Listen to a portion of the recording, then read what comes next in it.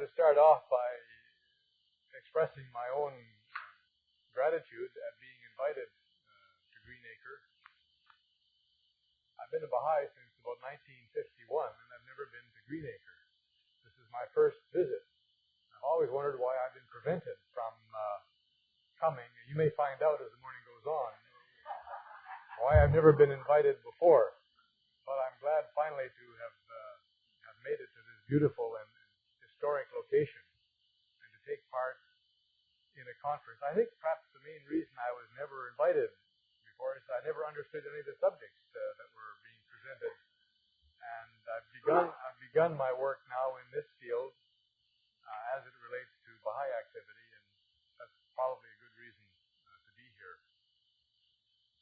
Also, as a member of the executive of the Association for Baha'i Studies, I feel I should do a bit of a commercial here. First of all, to bring you greetings from the association, which is headquartered in Ottawa, and their delight at what is taking place in this part of the Baha'i world and the activities of your local committee here, and to invite you to our annual meeting in Ottawa, which promises to be probably one of our biggest and most exciting ones, the theme being the vision of Shoghi Effendi. At the same time, let me invite you to submit papers or proposals or anything. As always, we need more and more material to select from. So you may have your special interest in the work and writing of Shoghi Effendi. Give it some thought, and if you have even a half-formed idea, send it to us in Ottawa and see if it would be appropriate, and I'm sure it would be if it relates to Shoghi Effendi's vision, for presentation at the conference, which will be held in early November. I forget the exact date. I think it's around the 4th of November in Ottawa. So I hope many of you can come, and that many of you will be stimulated to prepare some kind of presentation. Your presentation can be in the way of a panel, can be in the way of a paper, or any way in which you think you can communicate, whether it's music or poetry or some art form. We encourage a lot of innovative methods of presentation at the conference.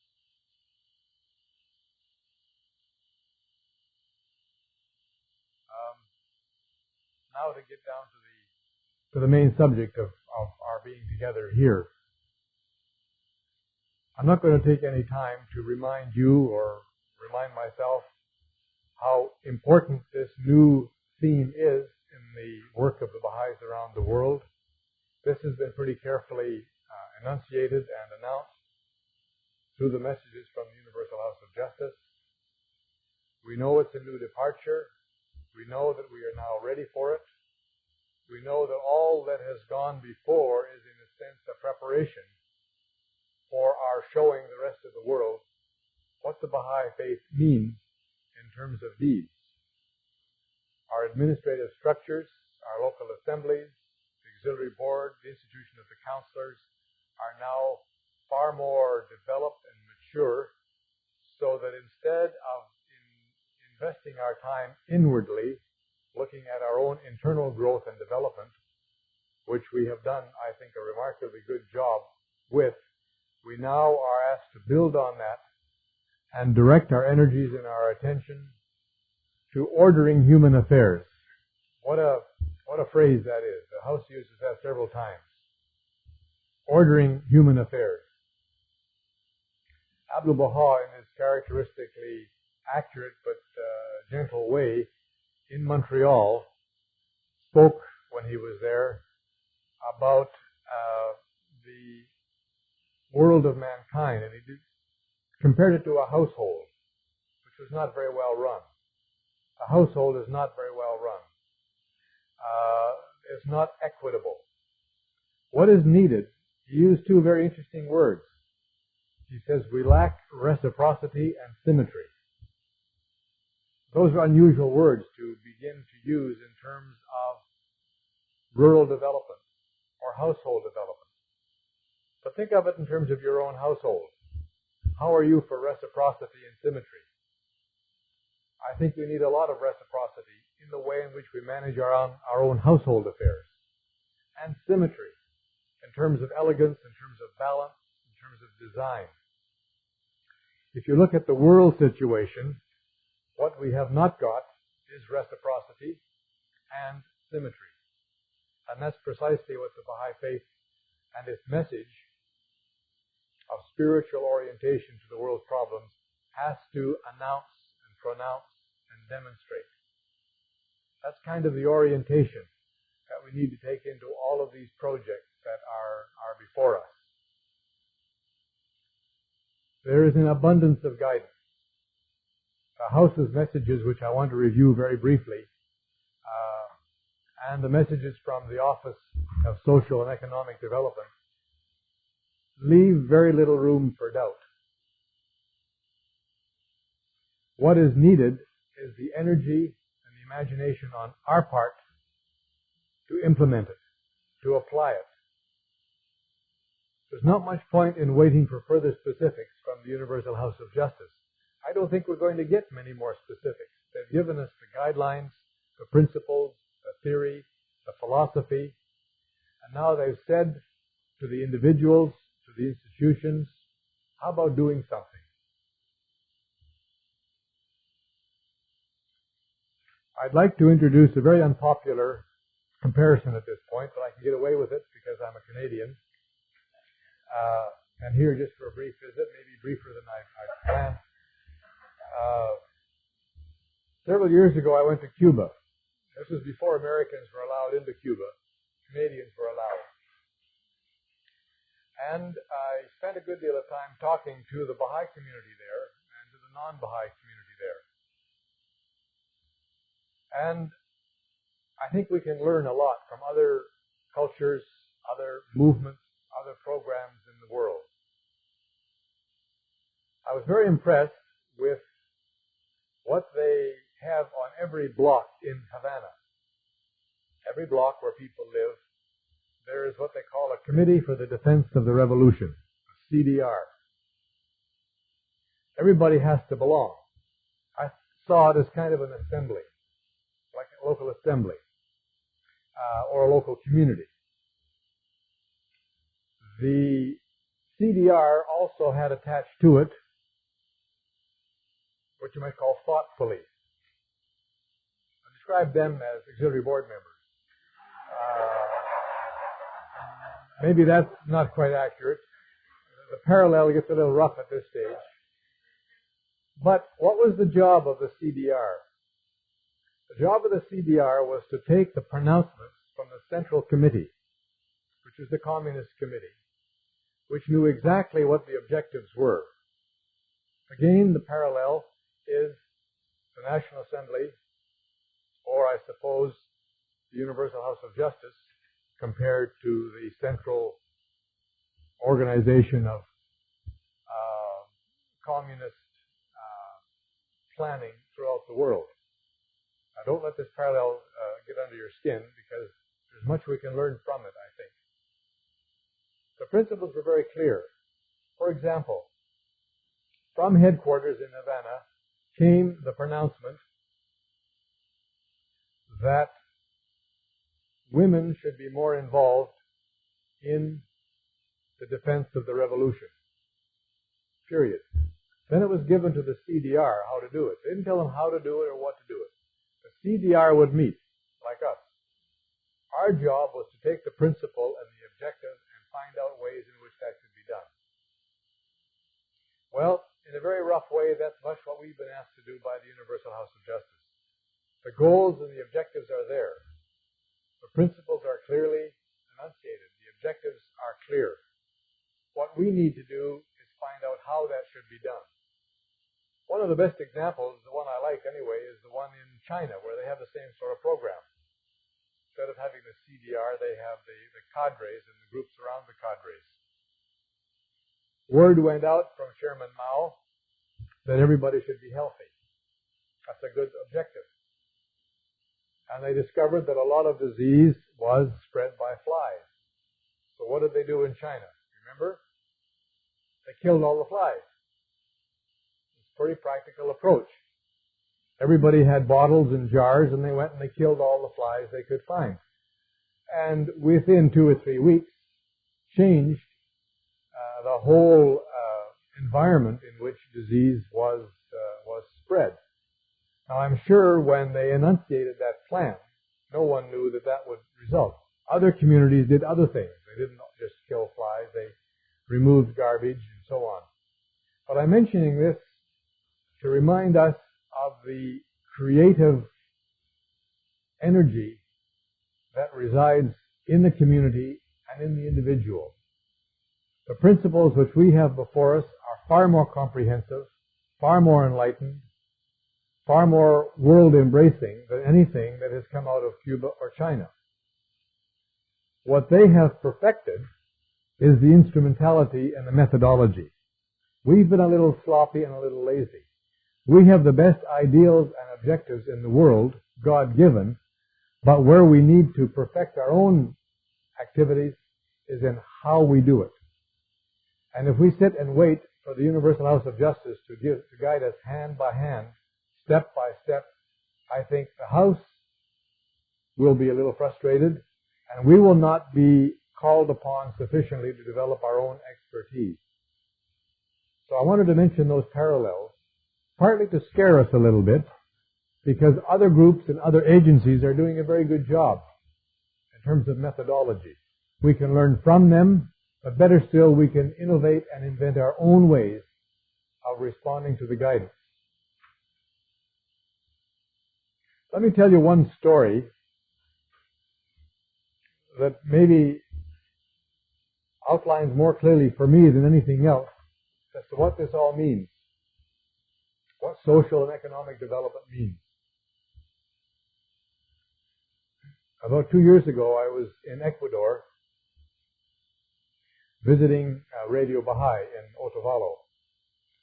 And I'd gone to the radio station, met the staff, most of which was indigenous. In fact, their best announcers are illiterate. You can imagine an illiterate announcer. But they have remarkable memories, and they know what they have to say, and they have the full rapport and confidence of the local Quechua-speaking community. The radio broadcasts in both Spanish and the native language Quechua. So I met the local people who were being trained and involved both in the technical aspects and the production aspects. So I went for lunch with one of the pioneers who's been there for 10 years, a Canadian by the name of Ralph Dexter, and also the manager of the station, Marcellus, who is from that area. And we were sitting in this very modest restaurant, and there was a radio playing in the background.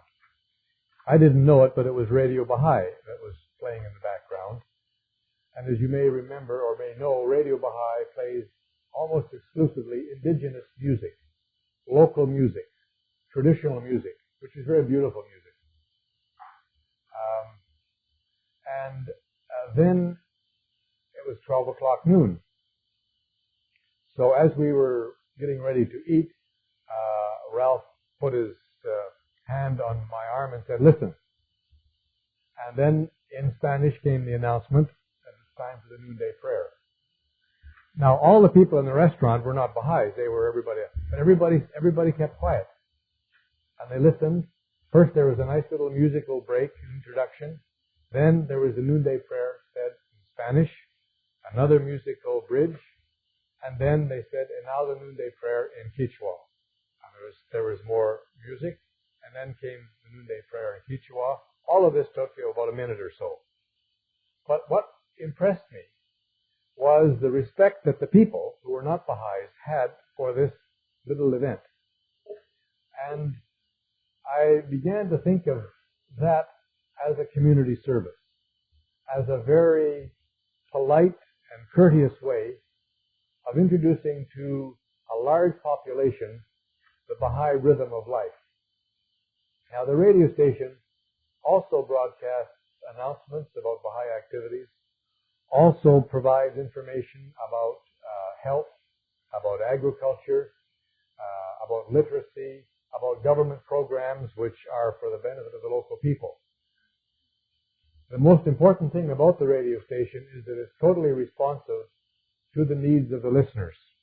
They can phone in, complain, ask for this to be done, ask for that to be done, and the radio station serves as their means of communication.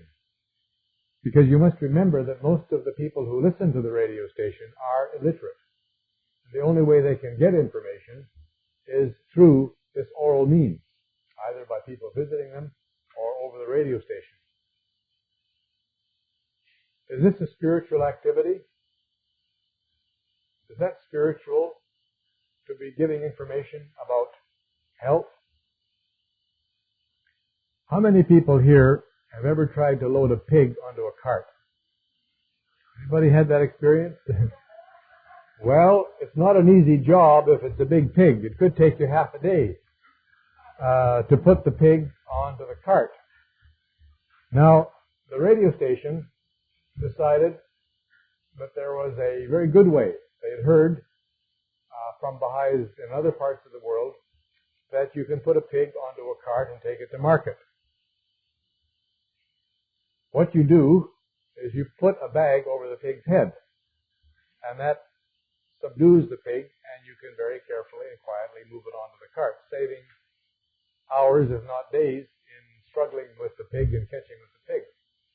Now, this became very famous because suddenly all those man hours were released in the villages.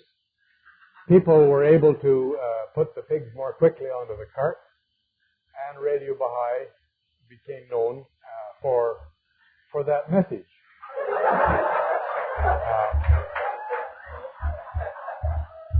Is that a spiritual message? Well, I'll leave you to answer that question. Another example of Radio Baha'i was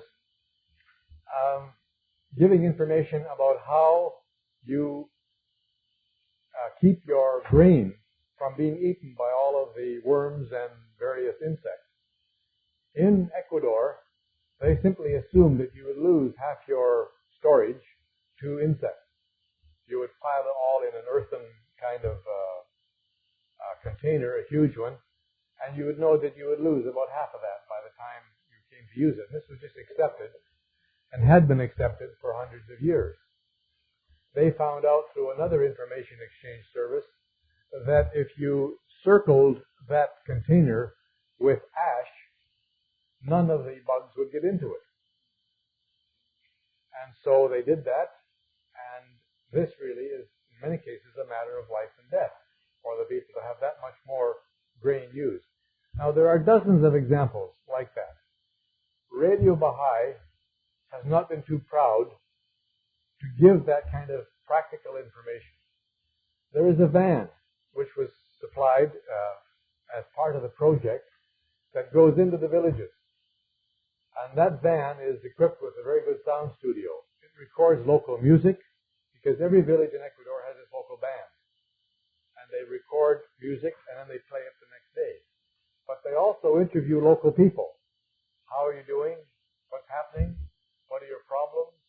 And they get a very good assessment of the kinds of interests, which then make up programs that go back on the radio station. People are always losing cows in Ecuador, so they announce that the cow has been lost and please return it to this village. Or there's a marriage taking place and they want their uncles and cousins to come from miles away. It may take 2 days to get to the wedding. The only way they can get the information is over the radio. So it's kind of like a local newspaper. But without even thinking about it, this project exemplifies almost all of the things we need to keep in mind in terms of Baha'i development projects. It serves the local population. There's maximum involvement. There's total participation of the people for whom the program is intended. They take part in its design. They have access to expertise when they need it. It renews people's faith in their own culture, in their spiritual traditions, and it keeps them reaching a little bit further in terms of their own knowledge of the Baha'i faith and the principles.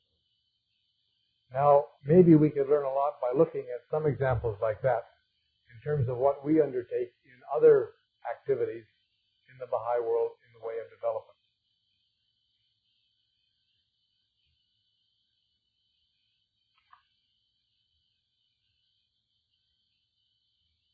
One of the first messages from the Universal House of Justice that announced this new departure in the field of development was a message which we often forget. It was the one they sent to the Montreal Conference in September 1982.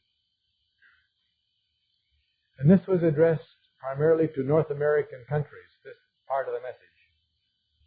And it said, and nobody really noticed it at that time, that we must, quote, provide technological expertise to communities which need it, and supply an uninterrupted flow of resources to support the ever-increasing international projects of the faith.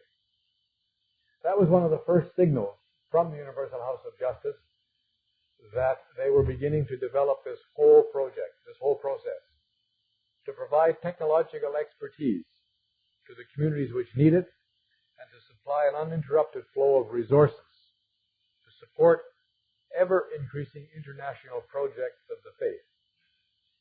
At the same time, they put that against the background which we need to keep reminding ourselves of. The purpose of the faith is to provide unity, is to bring about integration, and to be a civilizing force. There are many non-civilizing forces in the world today. There are many forces which are aiding the forces of disintegration. There are many forces which are corrupting. We have to become a civilizing force. In that same message, they repeat Abdu'l-Baha's notion of becoming, as Baha'i communities, collective centers of unity. I have found that phrase recently very effective in attracting people to the faith. In the popular jargon of psychology, people are talking about centering, and they're talking about collectives in sociology, and they're talking about unity in terms of the world's needs. Well, Abdu'l-Baha put it all together. Collective centers of unity. Some place where people come to find out how they can become united, how their efforts can be coordinated, and how they can begin to work against the forces of disintegration in our world today. That's really what has to inform the kinds of activities we do. And there is one message of Baha'i 140. The whole process of development was again put in proper perspective against the background of this twofold process which I've mentioned of disintegration on the one hand and integration on the other, or as they refer to it in that message, progress and consolidation. We are reminded there and subsequently that these processes of disintegration are accelerating far more quickly than we can recognize, which means it's very urgent that the processes of integration, of forming these collective centers, of digging into our human potential individually and collectively, must proceed very quickly. We're reminded in that message that this whole process has been symbolized by the wonderful efflorescence of Mount Carmel, the mountain of God, whose divine springtime is now so magnificently burgeoning. If you look at what's falling apart in the world, and then you look at Haifa, and you see what's coming together, it's an exciting and stimulating process, happening symbolically, but also happening very real, in a very real sense around the world. The social and economic projects that they refer to in that same message are the ones we mentioned already. Radio, rural development, medical activities, agricultural development, rural development generally. At the same time, however, they stress the importance of collaborating with agencies and organizations to bring peace on earth. Sometimes Baha'is are a little bit, well, maybe arrogant is the word, thinking that we are the only ones who have hope for a better world. In each of the messages since this, the House has told us the importance of identifying those agencies and institutions and organizations that are dedicated towards the same kinds of activities. That we should affiliate with them, we should check them out very carefully, and see to what extent we can assist them and they can assist us in helping this accelerating process of integration to combat what's happening in the way of disintegration. And again, this is put in the context of ordering human affairs, providing some order to the growing chaos. What we're doing should be bringing people together rather than keeping them apart.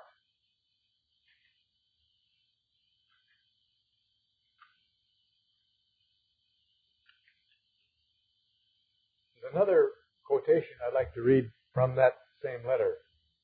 We may therefore be utterly confident that the new throb of energy now vibrating throughout the cause will empower it to meet the oncoming challenge of assisting, as maturity and resources allow, the development of the social and economic life of peoples,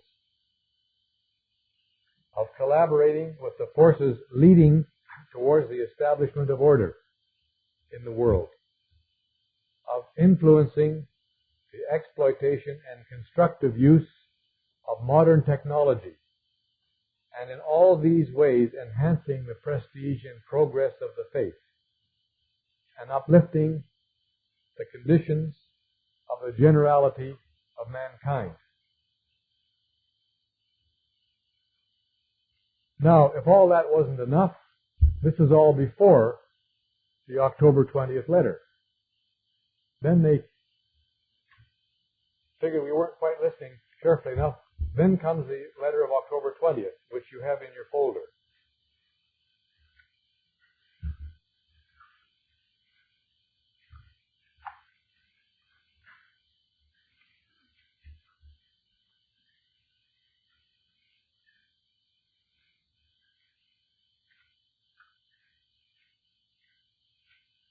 And this really gets down to cases. The inspiration, the guidance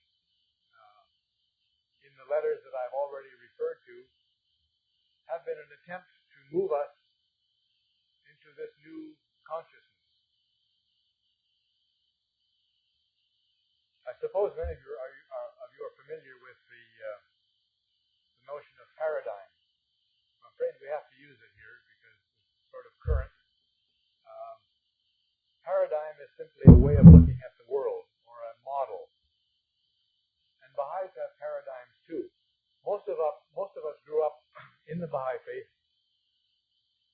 in a paradigm or in a model or in a mindset which gave a good deal of attention to the development of the assembly, the teaching programs, the team teaching, to extension teaching, much of which was within the Baha'i community.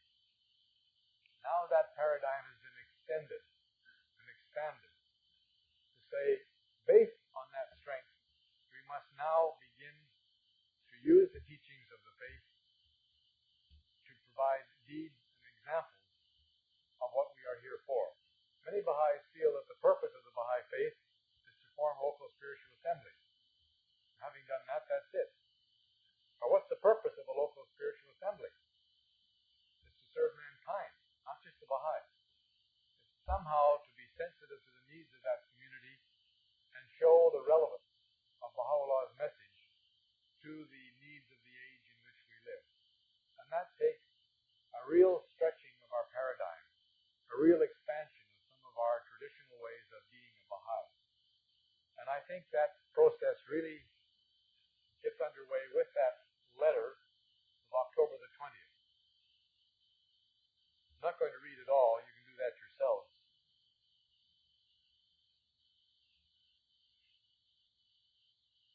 But I'd like to point out what we haven't done. In that message on the, I guess it's on the second page of the message. In the middle of the second page, there's a paragraph that begins, "We call now upon." Do you have that? I don't know how many national assemblies have responded to this, but they say there, "We call now upon national assemblies to consider the implications of this emerging trend for their respective communities, and to take well-conceived measures to involve the thought and actions of LSAs and individuals in the devising and implementing of plans within the constraints of existing circumstances and available resources." I don't know any NSA which has done that yet. So maybe this is something that we need to give very careful attention to. Progress in the development field will depend largely on the natural stirrings of the grassroots. What on earth is that? How are your grassroots stirring? What's happening at your grassroots? In many cases, nothing is happening. Baha'u'llah didn't wait for an opinion poll before he announced his message. He was not engaged in surveys of needs. Baha'u'llah had the answer. He had the solution. He was the divine physician. He spent very little time diagnosing. He knew what the problem was.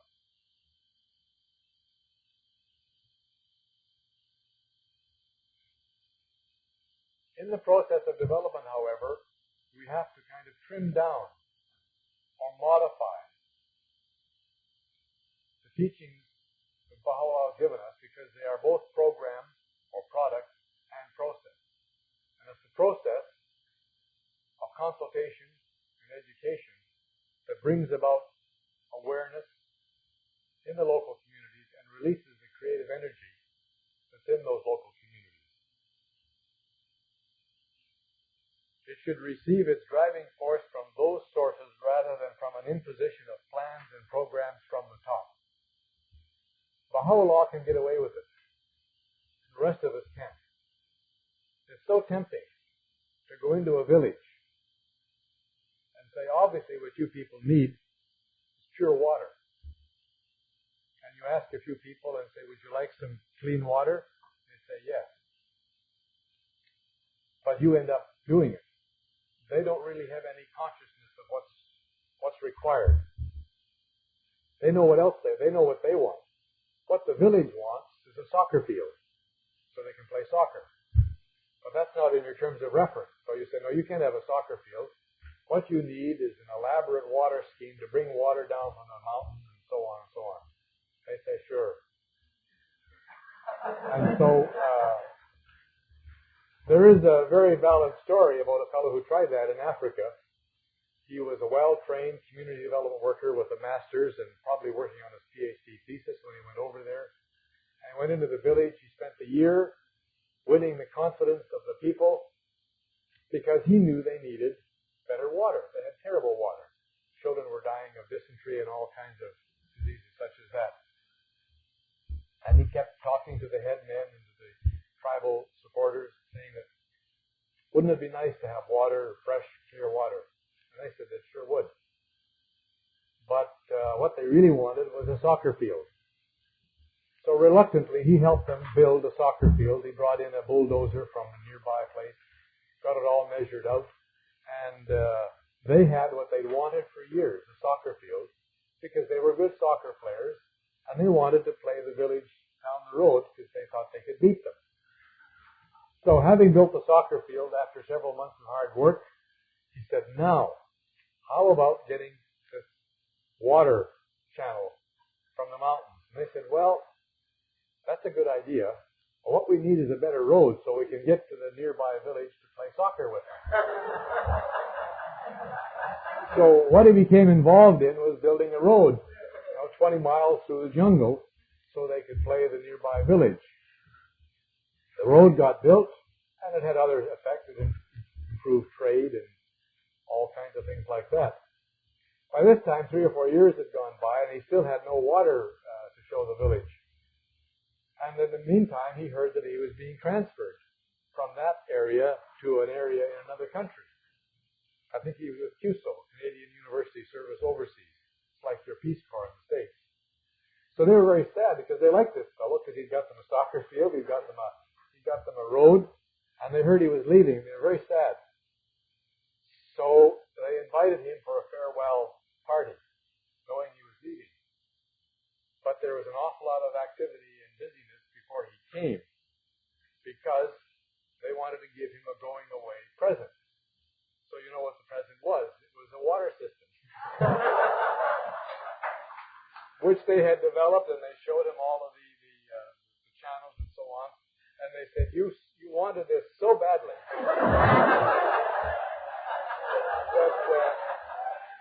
that we thought the best thing we could do for you is to show you that we do have this. Of course, nobody ever used it. It became kind of a monument. And that is an example, really, of how sensitive you have to be to what villagers, people in cities really want. One of the things that's been found out, I think, generally, in many village situations, is if you ask villagers what they really want, most of them want something for their children. They want something in the way of education. They'll sacrifice everything. Water is not that important. Health clinics, sure, that would be nice. But what we really want is something that will help our children have a better life. And education seems to be a thing that is a real need, if we can interpret and respond to that in a very accurate way. Tutorial schools are one way. Radios are another. Some kind of development project would be another.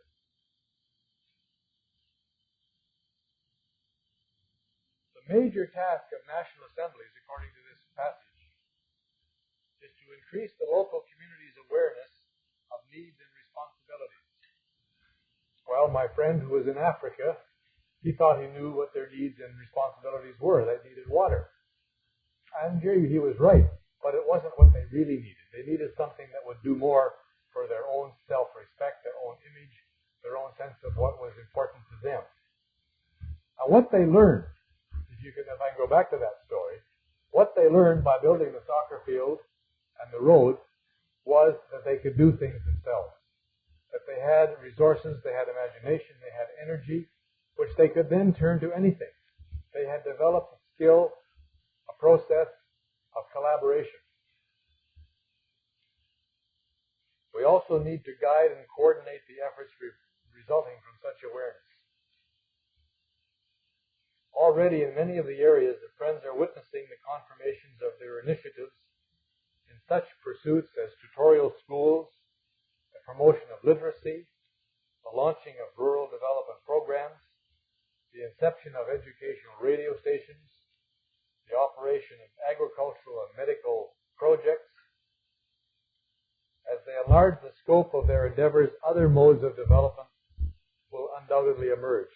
Now, I'd like just to focus on that part of the message and throw it to you, because there are people here, all of you, who have ideas and experience that must be involved in the next stage of our implementation.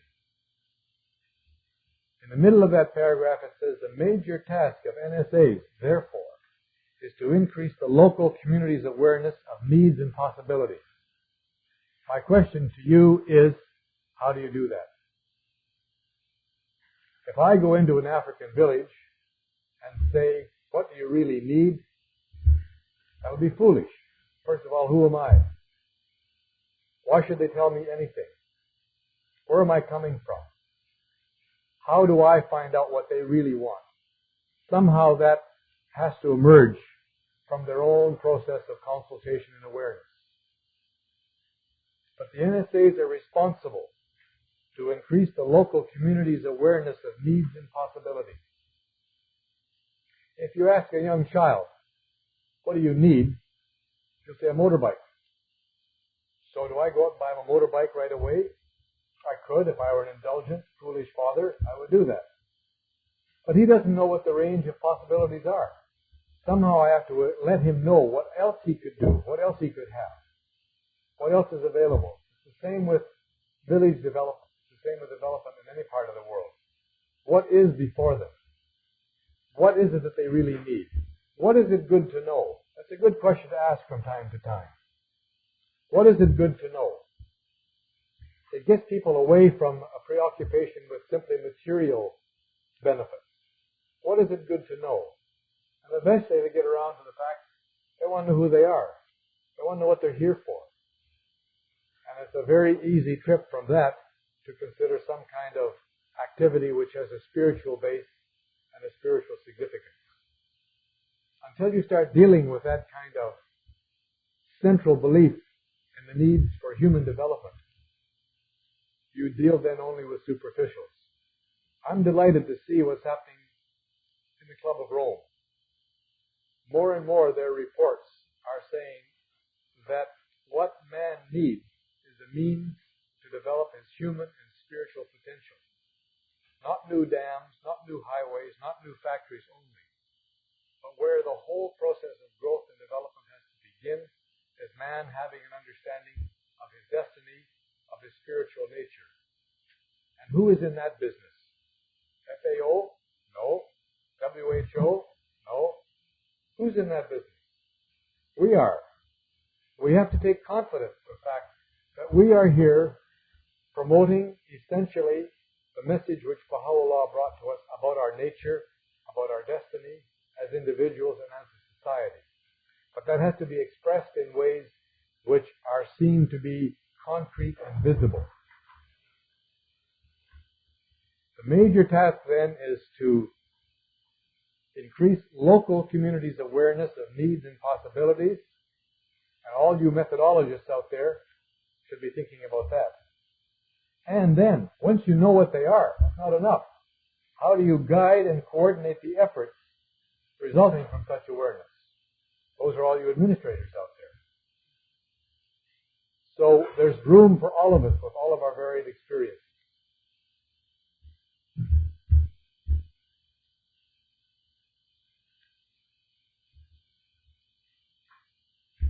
I don't want to refer to that letter any further. We could spend the whole weekend looking sentence by sentence and paragraph by paragraph, as we will be doing, and as many of you have already. I'd like just to make one more reference before we get into the consultative part of it, and that's to the December the 12th letter, which you don't have unless you have your own file, from the Office of Social and Economic Development.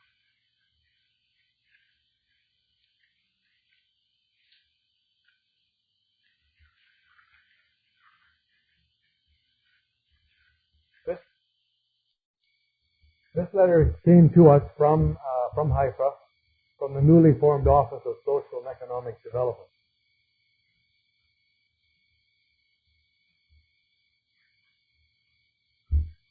And they raised the same question that I've just referred to and that the House referred to earlier in October.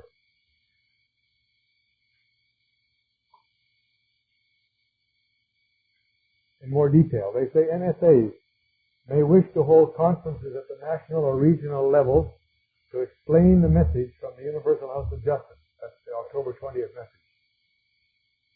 To discuss with the Friends the methods that may be adopted to implement its provisions. That's what we're doing here today.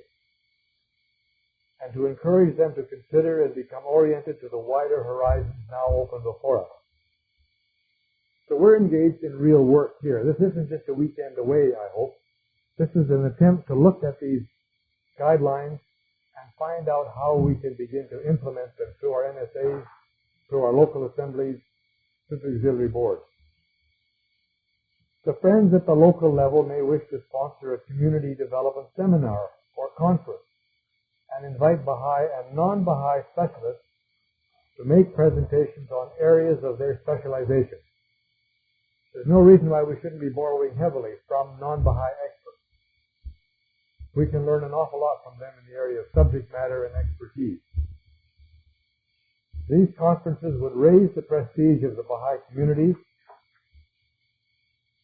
and would be regarded as further evidence of the deep interest the Baha'is have in the improvement of the immediate environment, in the way of life of the people, and generally in social and economic development. The people who attend will benefit greatly from the consultation on education, health, hygiene, agriculture, and appropriate technology. Those are the areas we are to be in. Officials and institutions engaged in the promotion of those activities will no doubt be happy to participate and will appreciate the efforts of the Baha'i community who have made such a forum possible. In other words, we have to identify ourselves with those activities, those movements, those concerns, and those problems which are afflicting all mankind. It's very easy to identify what many of those are. In a seminar that I teach at the university, every year I ask the students to come up with a list of human problems. The list is always the same. It doesn't change. But nobody is offering the appropriate solution to them. What are some of those things that are facing the generality of mankind? Let me just ask you. I'm sure you can come up with the same list. What are people concerned about?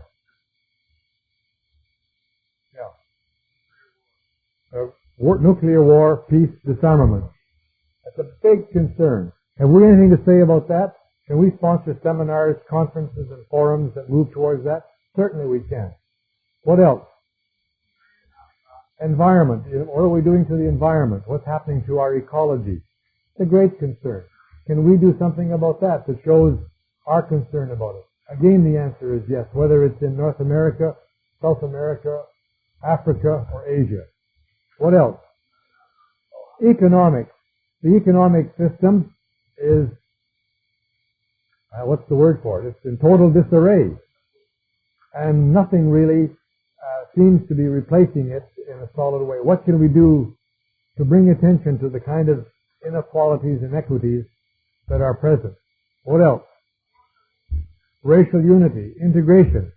We haven't really moved very far globally on that subject as a race. What else?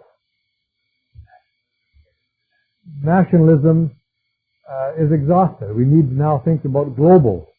What's the phrase? We have to think globally and act locally. Instead of the reverse, we've been thinking locally and acting globally. That's why we have wars. Yes. Food and water, nutrition, health. Another one is family. Every culture is concerned about the disintegration of family. It isn't just North America that's having these problems. What else?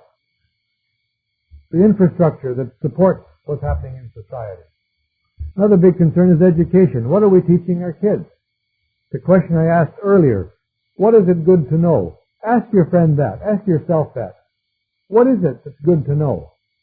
Well, computers. Is that good to know? That may be useful, but what is it really good to know? What do we have to begin looking at? How can Baha'is focus attention of people on the kinds of things that are immediate concern to them? What else?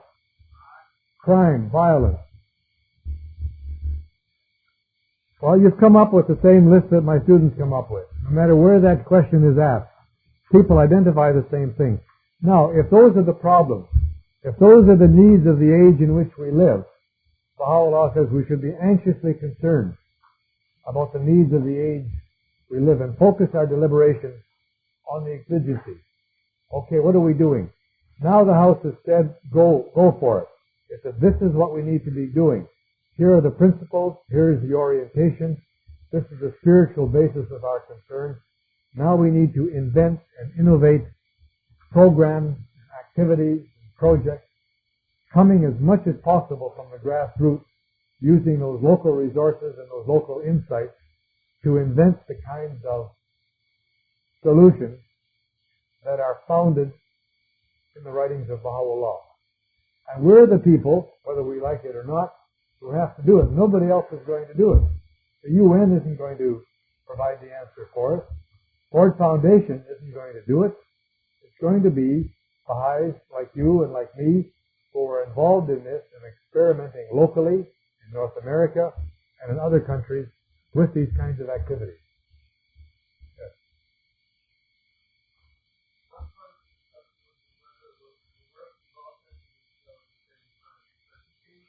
Sometimes there are courses that are extremely important above that kind of set the tone for everything below. I'll give you just a very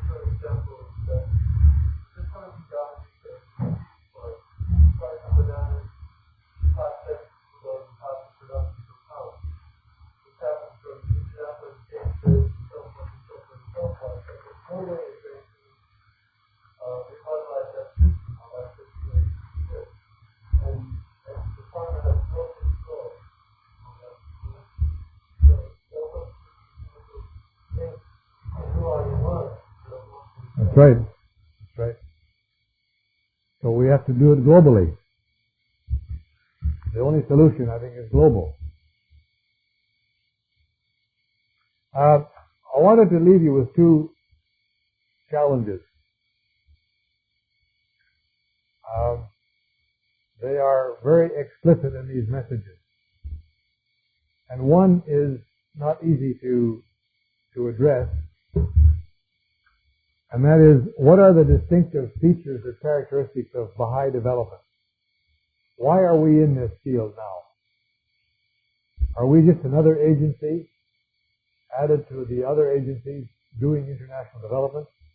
What is it that we can bring from our orientation that mankind desperately needs?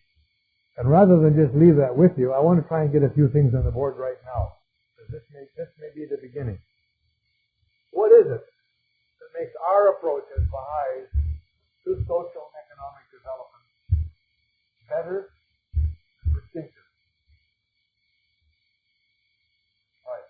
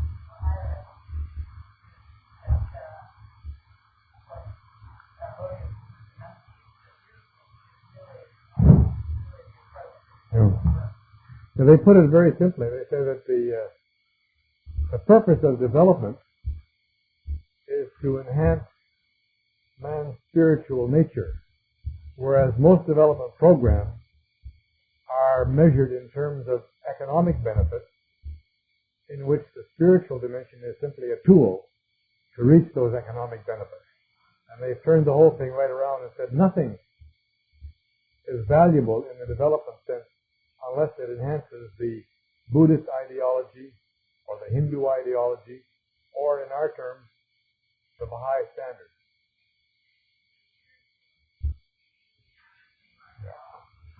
But it's very unpopular. Try and sell that to the World Bank or to any UN agency. What else makes our approach distinctive?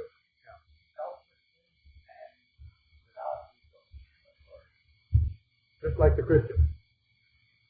Oh, okay. Well, they say the same thing. But let's put it in there anyway. Yes. Right. I think that's one of our strengths. We don't realize it. But the consultative approach is a very special mode of decision making and planning. And we're fairly good at it. And it's unique in the world today. Yes.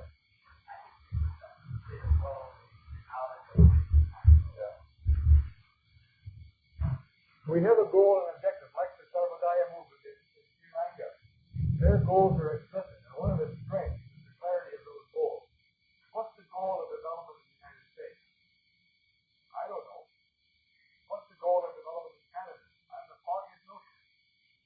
But you can take other parts of the world where their goals are very explicit. Give the people something to become excited about. Even if it's a haywire goal, they like it because they can fix their attention on it, organize their energies towards it. Our goal in Baha'i development, in world development, in creating an ever-advancing civilization are very explicit. All we need to do is operationalize it. That's all. Any other things that make it distinctive?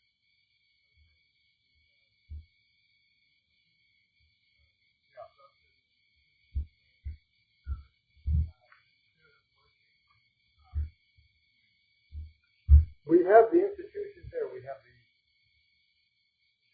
elected institutions, we have the appointed institutions, and they are a very clear and creative blending of strengths. And when they work together, the project success is guaranteed. No other agency has that kind of combination. Those checks and balances that are there.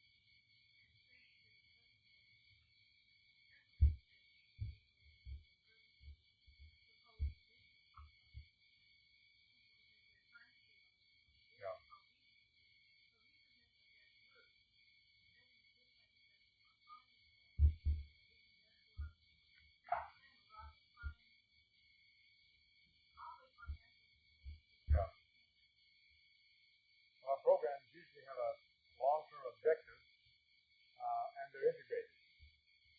That's how integrated. Also makes use of men and women, which we may take for granted, but it really isn't happening that well.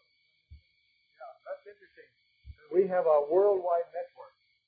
When we were visiting people in Ecuador and in Bolivia, in terms of assisting, many of the government people we first met thought that the Baha'is were just a little group in Bolivia, for example. Then they realized that we have a support system all over the world. We can draw upon people from Africa, from India, from the States, from Canada, who have all these specialties.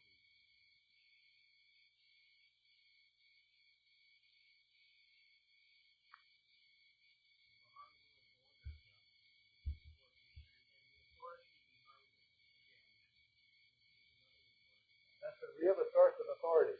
Many other groups in development are reluctant to say what their authority is because they're afraid they will offend or alienate someone. We are upfront with our authority is Baha'u'llah, and his interpretation of where we're going is what we base our procedures and processes upon. Yes, in the back. I think the network of people all over the world is the most important thing that I'd like to kind of beyond expertise to also information about where to get input to market output. There's potential of that kind of information to be spread where within the Baha'i world that we make a lot of business. And we need the mechanisms that will make that possible. That's something we have to build yet. Yes.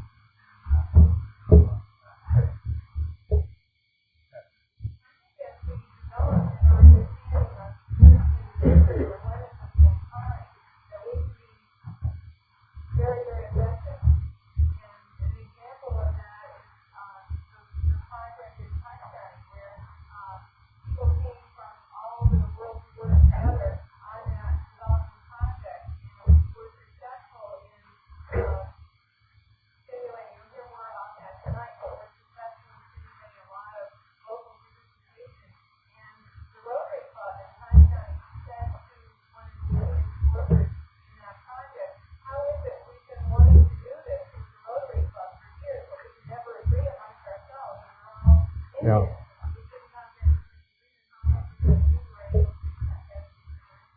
There are about 7 or 8 more hands up, and we won't have time to go through that, but I wanted to do this to show ourselves how far advanced we are.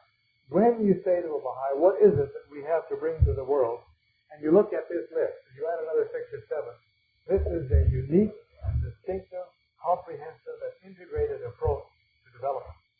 And when you look at the message from the Office of Social and Economic Development on the criteria, some of you have seen that letter of December the 12th, listing all the things that should be present before we go ahead with the project, there's nothing to prevent us from beginning and initiating these things immediately.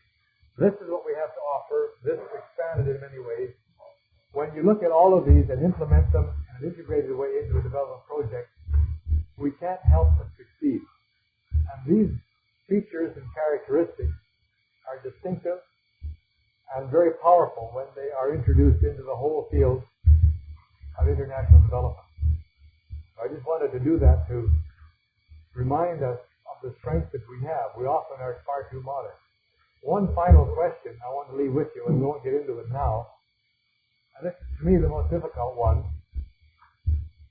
The House keeps reminding us repeatedly that we must start at the local level with our local resources, building confidence in ourselves, achieving our own maturity, and moving from there. I don't know how to do that. Maybe you do. How do we begin with that strength at the local assembly level, at the local community level? How do we begin the process there, whether it's in third world countries or whether it's in North America? This is the guidance they've given us repeatedly. Before we take off and begin to move in larger circles with international aid agencies assisting us, how do we first of all enhance and develop our local strength so that what we do is consistent with our own capacity? How do we begin that process? I just want to leave that question with you, and maybe we'll have some time. We have about an hour left, I think, before lunch, and the program, I think, indicates some initial response from Dr. Arbob, and then some general questions. Before I sit down, I just wanted to mention one more thing, and that's the initiative taken by the NSA of Canada through the Canadian Baha'i International Development Service. We don't really know how we got into the business of doing international development, but the House of Justice asked us to administer Radio Baha'i in Ecuador because Canadian government money was being used for it. That went very well, and so they asked us to do the same thing with the Anis Sanusi School in Haiti, which again is using about $100,000 of Canadian government money, matched to a small extent by Baha'i money. That went very well, and so they asked us to do the same thing with the Rabbani School in India, which is largely financed again by Canadian government money. So we needed to develop an agency in Canada that would manage these projects responsibly. We just met with the desk officer in charge of Baha'i activities for our Canadian government, CIDA, Canadian International Development Agency, and they are so pleased with what we have done so far that they said they had a surplus of money this year, and they wanted to know how much more we wanted.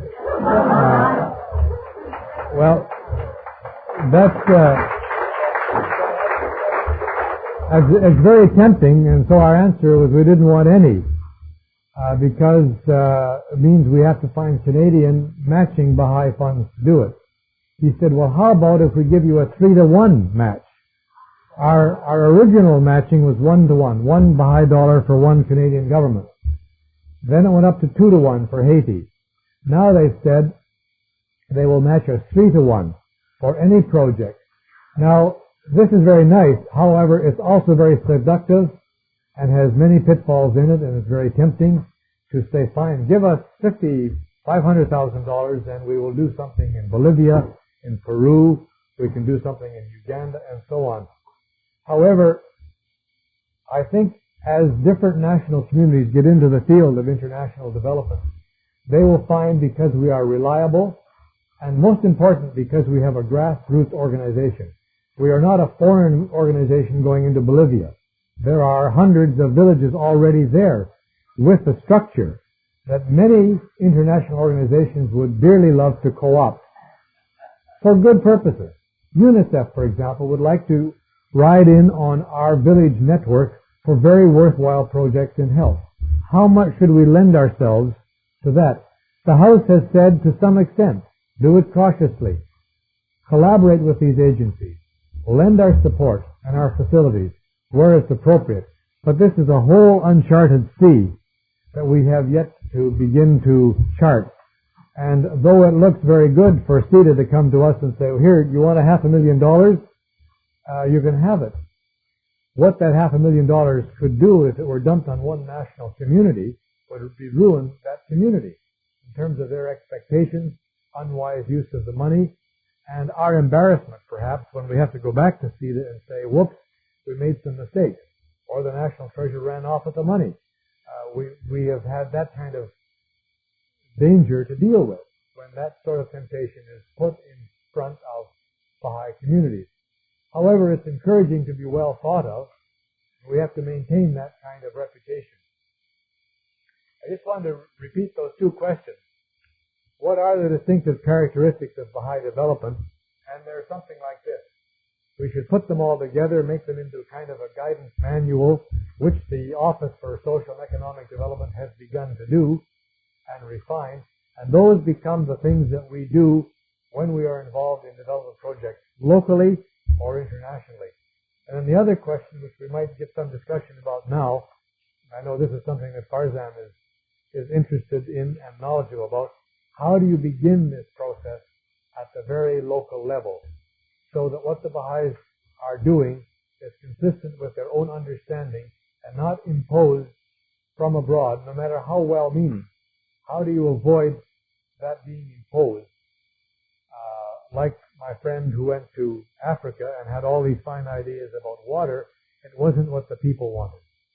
That can happen just as easily amongst Baha'is as it can amongst non-Baha'i agencies. I'm afraid we're going to have to adjourn now and move into the next item. Thank you very much for your questions. I simply wanted to, I saw my role this morning as trying to identify some questions, problems that this group is probably more qualified to consider, not just here, but when you go back home, than any other. And that the new directions which have been outlined for us by the House are before us. And what we need to do is begin to find ways in which we can develop methods, techniques that will begin to result in small successes before we move into the larger successes. The principles are there.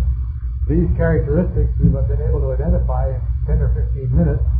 They somehow need to be enshrined in our own consciousness so that when we become involved in a project, we make sure that all of these things, which are based on Baha'i principles, are in fact there. For example, consultation, participation. If we get tempted into a development project which is imposed, which allows for very little participation, which has no information component, then I would say we should say no to that. We don't want to be party to that kind of violation of consultation and participation. Well, thank you for your responses and for your questions, and we'll continue, as Farzan has suggested this afternoon, more and more into methodology, into implementation, and into how you begin